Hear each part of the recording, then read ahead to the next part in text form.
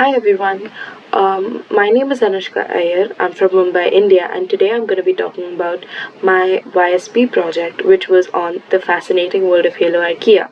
Haloarchaea are a class of archaeal organisms that live in halophilic environments, which literally means salt-loving. So they are found in areas which have high salinity, and how that is. Related to the origin of life is that we look at such organisms that could thrive in such harsh conditions which could have been prevalent on early Earth.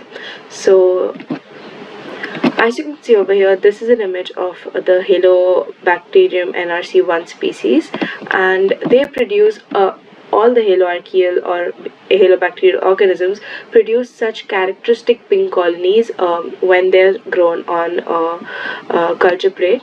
And looking at them from satellites is also pretty easy, as you can see in this picture, as they form such colorful pink blooms when seen from the satellites. And this is an image of a lake in India called the Lunar Lake, which is a lake formed by a crater due to an impact. And as you can see, due to high salt content, the lake often turns pink because of the growth of such halophilic organisms or halobacteria. So I worked under the guidance of Professor Shiladitya Das Sharma and Priya Das Sharma to answer questions on the evolution of Haloarchaea in early times.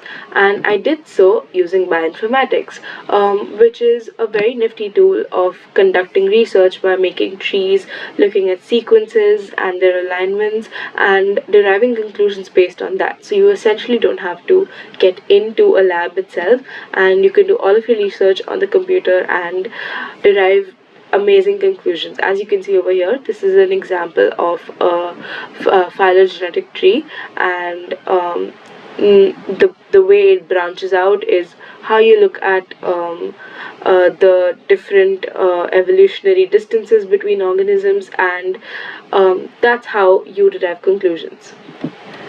So I focused on a function-specific protein, essentially looking at the repair mechanisms of Haloarchaea. As they are subjected to such harsh conditions, they often have a lot of bulky adducts formed due to UV or other harsh conditions due to high salt content. And due to this, looking at the proteins taking care of the repair mechanisms is essential to find out what exactly is happening, why is it so efficient in repairing, and how it can sustain itself in such environments. And using phylogeny and comparing the phylogeny between the different proteins, I was able to derive results. And this was essentially the crux of my entire project for this program. And thanks for listening.